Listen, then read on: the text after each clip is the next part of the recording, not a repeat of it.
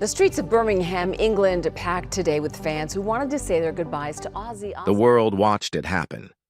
In the heart of England, a city came to a standstill, not for a royal or a politician, but for its prodigal son, its Prince of Darkness. We all saw the news reports, the helicopter shots showing thousands of people flooding the streets of Birmingham, a dense, black-clad river of humanity flowing to say one last goodbye. We saw the hearse, a sleek, dark vessel carrying a legend, its windows reflecting the somber gray skies. We saw the flowers, great purple blooms spelling out that one iconic word, Ozzy.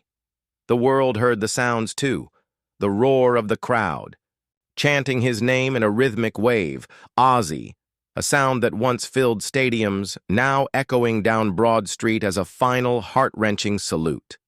We heard the haunting, beautiful rendition of Iron Man, played not by distorted guitars, but by the mournful, powerful horns of a local brass band, a sound that perfectly captured the strange, beautiful collision of working-class grit and global rock stardom that defined his life. We saw the images of a family united in grief. A wife, Sharon, so visibly heartbroken she was supported by her children, yet still finding the strength to face the crowds who loved her husband. It was a public spectacle of mourning, a citywide funeral for a man who was more than a musician. He was an identity, a landmark, a part of Birmingham's very soul. But that's the story you saw. That was the public face of grief, broadcast for the world to consume. What you didn't see is what happened after the cameras were turned off, after the procession ended and the family retreated from the public eye. Beyond the massive crowds and the televised mourning, Ozzy Osbourne's final farewell held secrets, surprising moments, and deeply personal tributes that weren't for the public. From a shocking floral tribute that was pure, unfiltered Ozzy to the unbelievable list of rock royalty who gathered for the private service, we are about to reveal the lesser-known details from the ceremony that truly defined the emotional and shocking farewell to the Prince of Darkness. The world saw thousands of fans line the streets of Birmingham to say goodbye to Ozzy Osbourne. We all saw the hearse, the flowers, and the emotional public farewell at the Black Sabbath Bridge. But what happened behind closed doors, at the private service attended by a secret guest list of rock royalty, was a story the cameras didn't capture. This wasn't just a somber funeral.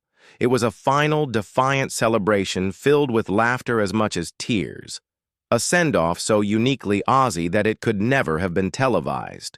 From a floral wreath with a profane yet perfect message to the surprising superstar who flew across the world to pay his respects, we're about to reveal what you really missed at the Prince of Darkness's final farewell. To truly understand what happened at Ozzy Osbourne's private funeral, you first need to understand the man's own philosophy on death. Years before his final battle with illness, Ozzy told a reporter exactly what he wanted for his funeral. He was clear. He didn't care much about the music, but he had one critical demand. "I want to make sure it's a celebration, not a mope fest," he said. For anyone who followed his life, this was the least surprising request imaginable. This was a man who built a career and a life on defying expectations, on finding joy in the darkness, and on facing the grim realities of the world with a mischievous grin. And so, when 110 of his closest friends and family gathered in the sprawling 250-acre grounds of his and Sharon's estate in Buckinghamshire, the atmosphere was deliberately curated to honor that final wish. While the public procession in Birmingham had been a beautiful and respectful affair, the private service was something else entirely. It was a wake, a party, a final toast to a life lived at maximum volume. A family friend who was present described the scene perfectly, noting that alongside the inevitable tears, there was genuine, heartfelt laughter. This wasn't a day for hushed whispers and solemn hymns. Instead, toasts were raised and wild memories were shared. It was, in the words of that friend, a very fitting goodbye. To orchestrate this, tents had been erected across the massive property, creating a space that felt more like a festival than a funeral. A full stage was built, not for a band to perform, but for his loved ones to stand and deliver tributes, to tell stories, to laugh at the absurdity and brilliance of the man they had lost. The home itself was decorated with photographs of Ozzy, from every era of his life, and at the end of the day, each guest was given one of these photographs to take home, a personal, tangible piece of his memory. This was not about mourning a death. It was about celebrating a life, and every detail was designed to reflect that. But perhaps nothing captured the spirit of the day more than the floral tributes. The world saw the elegant purple flowers on the hearse. What they didn't see was the wreath waiting by the lake where he would be buried. It was a huge, magnificent arrangement, but its message wasn't one of peace or rest. Spelled out in meticulously arranged flowers was a two-word phrase, so quintessentially Ozzy. It was as if he'd ordered it himself from beyond the grave. Ozzy fucking Osbourne. Can you imagine the scene? A collection of the world's most famous rock stars, titans of the music industry, standing by a serene lake in the English countryside, looking at a beautiful floral wreath that cursed at them. A source said it made the mourners smile right through their tears. And how could it not? It was the ultimate final statement. In that one, profane, hilarious, and defiant tribute, the entire essence of Ozzy Osbourne was captured. It was a middle finger to the solemnity of death itself. It was a reminder that even in this final, formal act, Ozzy could not, be tamed. He was the man who bit the head off a bat, the man who became a reality TV star, the man who defined a genre, and he was going to be remembered on his own terms. Another floral tribute, a more conventional one spelling just Ozzy, was placed by a fountain on the lake, a gentle counterpoint to the glorious profanity of the other. It was a day of duality, of tears and laughter, of peace and rebellion. It was exactly the celebration he had asked for. While thousands of fans paid their respects on the streets of Birmingham, the private service at the Osbourne estate was one of the most exclusive gatherings in rock and roll history. The 110 guests who received an invitation were a carefully curated collection of the people who knew him best, his family, his oldest friends, and a staggering assembly of musicians whose lives and careers he had profoundly shaped. This wasn't just a funeral. It was a secret summit of rock royalty, a gathering of legends to honor one of their own. Of course, his brothers in metal were there. The men who started it all with him in the smoke and steel of 1960s Aston, his Black Sabbath bandmates Tony Iommi, Geezer Butler, and Bill Ward. Their presence was a given, but no less poignant.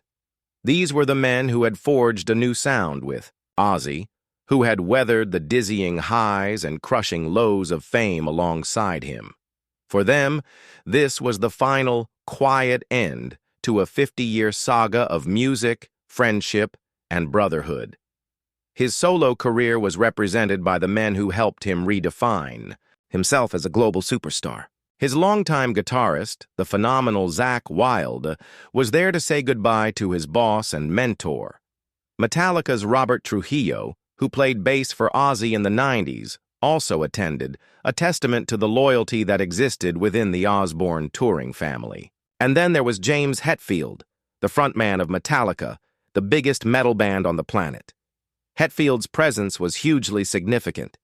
Metallica, like so many bands, owed a massive debt to Black Sabbath. For Hetfield to be there was a mark of ultimate respect. The guest list also represented the generations of artists he inspired. Modern metal titans like Slipknot's Corey Taylor and the icon of industrial shock rock, Rob Zombie, were there to pay their respects. These are artists who built their own empires on foundations that Ozzy laid. Their presence showed that his influence wasn't a historical footnote. It was a living, breathing force. Marilyn Manson, another artist who owes a significant part of his provocative persona to Ozzy's trailblazing, flew all the way from the United States to be there. His attendance was a powerful statement of friendship and respect. After the service, Manson posted a deeply moving tribute on social media, writing, "Today we laid to rest a beloved friend. I am eternally grateful that you let me into your life. Ozzy, your inspiration and love will always be with me. Thank you, Sharon and family, for a reverent, beautiful ceremony. Your legacy lives on." But here is where the guest list gets truly shocking and reveals the incredible breadth of Ozzy's influence. Who would you least expect to see at the Prince of Darkness's funeral? How about Sir Elton John? Yes, the Rocket Man himself was there, a close friend paying his respects. Their friendship might seem unlikely, the glam pop piano virtuoso and the heavy metal madman, but it speaks volumes about the man Ozzy was behind the persona. He wasn't just a metal icon, he was a beloved figure in the wider music community. After Ozzy's passing, Elton had called him a dear friend and a huge trailblazer who secured his place in the pantheon of rock gods. A true legend. His presence at the private service was the ultimate validation of that sentiment. Also in attendance was the young British punk rocker Youngblood, who had grown close to Ozzy in recent years and reportedly took to the stage to pay tribute. This secret gathering of rock gods is just one of the stories the cameras missed. It's a testament to how deeply Ozzy was loved and respected across the entire spectrum of music. Before we get into the deeply personal and emotional farewell from the Osbourne family themselves, if you're finding these details as fascinating as we are, please take a moment to hit that subscribe button and give this video a like. It helps us bring more untold stories like this to light. Now, let's get back to the most private moments of all. For all the rock and roll grandeur, the heart of this story lies with the family who knew and loved him not as an icon, but as a husband, a father, and a grandfather. The world saw a glimpse of their pain during the public procession, and it was one of the most profoundly moving moments of the entire day. As the cortege paused at the Black Sabbath Bridge on Broad Street, which had become a massive, makeshift shrine, the family made the brave decision to step out of their cars and face the public. The image of Sharon Osbourne, dressed in black, her face etched with a grief so raw it was difficult to watch, is one that will stay with many forever. Supported by her children, she walked slowly towards the sea of flowers, posters, and tributes. Fans shouted, "We love you, Sharon!" And she, in a moment of incredible strength and grace, managed to flash her husband's signature peace sign back at them. She wiped away tears as she bent down to lay flowers amongst the memorials. This was not a performance. This was the raw, unvarnished pain of a woman who had spent more than 42 years married to the love of her life, a partner with whom she had built an empire and a family against all odds. To share that private moment of grief with the thousands of fans who had gathered was an act of immense generosity, a way of saying, "We know you loved him too." The children were a portrait of unity and shared sorrow. Jack and Kelly stood on either side of their mother, her literal pillars of support. Making the scene even more poignant was the presence of Ozzy's eldest and most private daughter, Amy, who stood with her siblings, her own grief clear on her face. Ozzy's son, from his first marriage, Louis, was also there, presenting a completely united family front in the face of their devastating loss. They stood together, a family that had famously lived their lives in the public eye through their reality TV show, now sharing their most vulnerable moment with the city that had given them everything. Back at the estate, the family's private farewell continued. This private farewell was also about acknowledging Sharon's incredible journey. She wasn't just Ozzy's wife, she was his manager, his protector, his savior. She took a man who had been fired from his own band and guided him to even greater heights of solo stardom.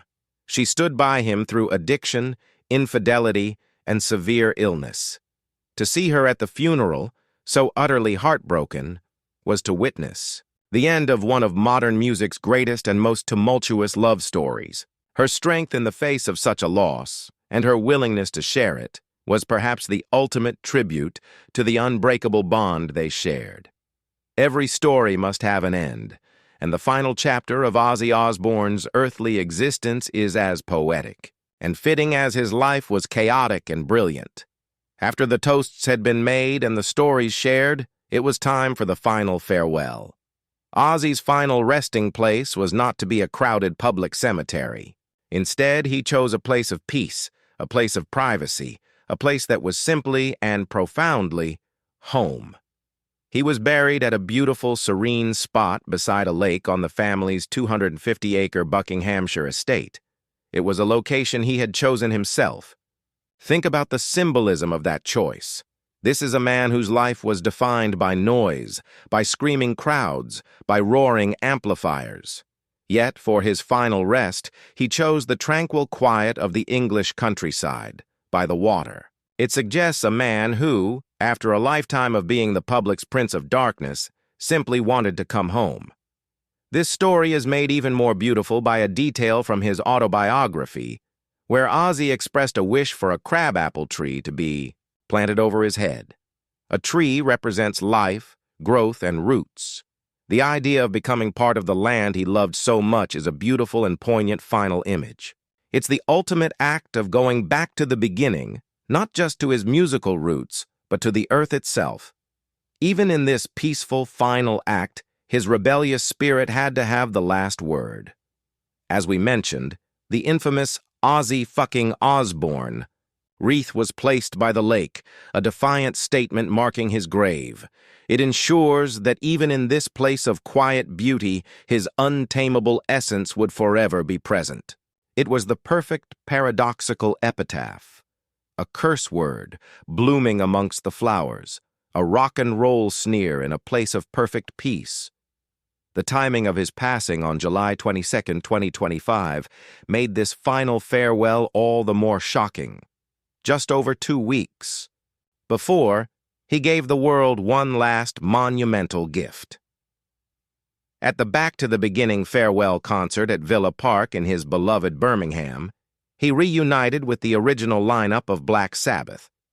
He was frail, battling the Parkinson's disease that had been diagnosed years prior, but he was utterly determined. He couldn't stand for the whole show, so he performed seated upon a massive Gothic throne, a king surveying his kingdom for the last time. "It's so good to be on this fucking stage, you have no idea," he told the crowd of 42,000 adoring fans, before roaring his signature line, "Let the madness begin." No one knew at the time just how final that performance would be. He poured every last ounce of his remaining strength into that show, a final defiant bow to the fans and the city that made him. To pass away just a short time later shocked everyone. It reframes that concert entirely. It was no longer just a reunion. It was a premeditated goodbye. It was Ozzy, on his own terms, giving his final performance, singing his own eulogy before retreating to his home to spend his final weeks with his family. His death wasn't a slow fade into obscurity. It was the sudden, shocking silence after one last deafening roar. So while the world watched a city mourn its hero in a grand public procession, the real story of Ozzy Osbourne's farewell was happening, in private, filled with moments both shocking and deeply touching. It was a farewell that rejected tradition in favor of authenticity, a story told in gestures big and small. It was in the shocking, defiant roar of a floral wreath that swore at the mourners, perfectly capturing a spirit that would never be tamed. It was in the secret gathering of music's biggest legends, from metal gods like James Hetfield to global icons like Sir Elton John, all coming together to honor a man who was both a peer and a pioneer. It was in the quiet, heartbreaking tributes of his family, a wife facing the fans who loved him, and a united front of children grieving their father. And finally, it was in the serene, personal choice of a final resting place by a lake at his home, a peaceful end for a man whose life was anything but quiet. The public saw a spectacle of grief, a moving tribute to a global icon. But what you missed was the deeply personal and fittingly unconventional celebration of a life lived without compromise. It was a farewell that had tears, yes, but it also had laughter. It had sorrow, but it also had defiance. It was a story that proved that even in death, John Ozzy Osbourne did things his own way. The Prince of Darkness has left the stage, but as his final farewell showed, his incredible, chaotic, and beautiful legacy will echo forever. What's your favorite Ozzy Osbourne song or memory? Let us know in the comments below. And for more Untold stories about the legends of music, don't forget to like this video and subscribe to the channel. Thank you for watching.